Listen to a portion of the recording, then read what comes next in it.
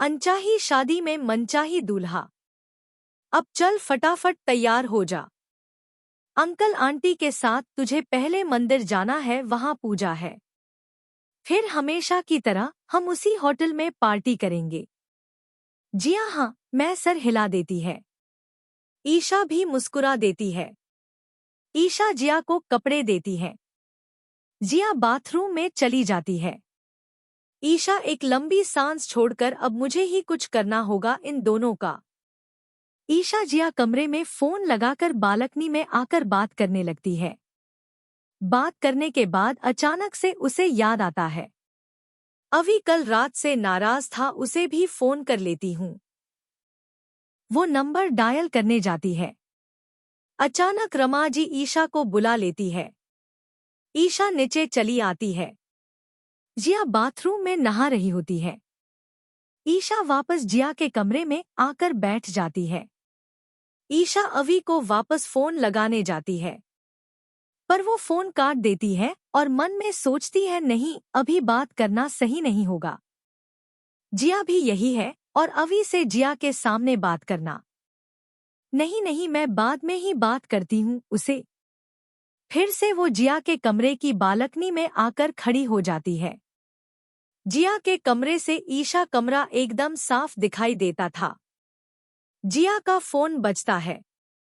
ईशा अंदर आकर अनजान नंबर होते हैं, इसलिए वो फोन नहीं उठाती है। जिया को बोल देती है, तेरा फोन बज रहा है और किसी अनजान नंबर है। जिया उसे फोन उठाने को कहती है। ईशा फोन उठा लेती है। फोन के दूसरी तरफ किसी लड़के की आवाज होती है। हाय जिया, हैप्पी बर्थडे, कैसी है तू, मुझे भूल गई क्या? ईशा कुछ बोलती उसे पहले ही वो लड़का एक साथ सब कुछ बोल गया। जिया, क्या हुआ? जी मैं जिया नहीं हूँ, उसकी दोस्त हूँ। जिया अभी नहाने गई हुई है, मैं बाद में उसे बोल दूंगी। इतना कहकर ईशा फोन रख देती है और मन में सोचती है, यह जिया के फोन में किसी लड़के का फोन। जिया तो भाई से प्यार करती है, फिर यह कौन है? जिया नहाकर बाहर आती है। नाइट सूट में ही होती है अभी तक और बाल टॉवल से बंधे होते हैं। ईशा, यह नहाना किसने बनाया है यार? ईशा उसकी बात से हंस देती है। ईशा को अचानक याद आता है और वो जिया को शक से देखती है।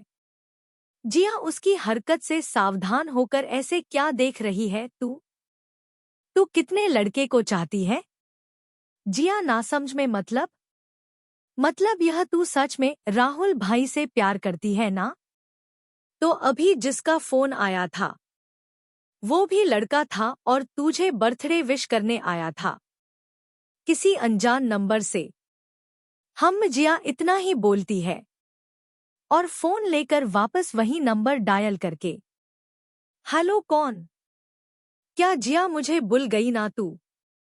अरे मैंने सिर्फ अपना नंबर चेंज किया है, अपनी आवाज और नाम नहीं। अरे देव भाई आप? हाँ मैं ही। जिया फोन स्पीकर पर होता है। ईशा देव भाई का नाम सुनकर अफसोस होता है। उसने जिया पर शक किया इसलिए। ईशा कान पकड़ लेती है।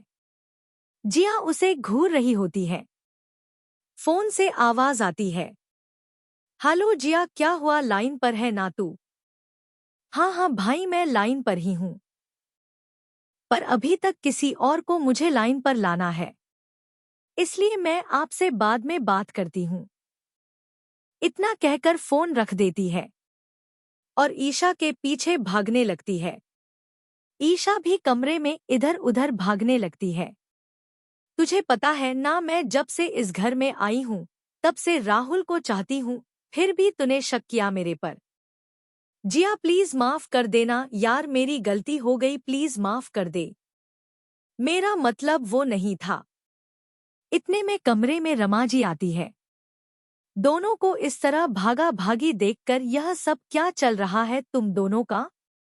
रमा जी की आवाज सुनकर ईशा आगे आकर चुपचाप खड़ी हो जाती है और जिया जो पलंग पर चढ़ी होती है वो भी नीचे आकर खड़ी हो जाती है। रमा जी थोड़ा गुस्से वाले चेहरे से, यह सब क्या है तुम दोनों का? अरे ऐसे भागा भागी खेलनी है तो छत पर जाकर खेलो, यहाँ लग जाएगी। जिया और ईशा रमा जी की तरफ देखकर, अरे ऐसे क्या देख रही हो? तुम दोनों तो घर की रौनक हो, खेलो खेलो। मैं तो बस जिया के कपड़े के साथ ईशा के लिए भी नई सूट लाई थी, वहीं देने आई हूँ। रमा जी ईशा को एक थैली देकर नीचे चली आती है। ईशा जिया के सामने कान पकड़कर खड़ी हो जाती है। माफ कर दे जिया, आगे से ऐसा नहीं होगा। इतना कहकर दोनों गले लग जाती है। सांवला सा रंग, बाल बिखरे हुए, कमरे में बेहोशी सा अवी पड़ा हुआ था। अवी की माँ कमरे में आती है। अवी उठ अब, अरे शादी होने वाली है तेरी, शादी में क्या क्या चाहिए तुझे ससुराल वालों से वो तय कर, और तू यहाँ पर पिकर पड़ा है। पर अवी ने कल रात ज्यादा ही पी रखी थी। जिया मैं अब चलती हूँ। मैं अब रात को होटल आ जाऊंगी, रात को, अभी मुझे एनजीओ जाना है इसलिए। ठीक है ईशु, पर अगर तू मंदिर साथ चलती तो बहुत अच्छा होता, पर तेरी नई नौकरी को देखकर मैं तुझे ज्यादा फोर्स नहीं करूंगी। अगले भाग में कैसा लगा आज का भाग जरूर बताएं।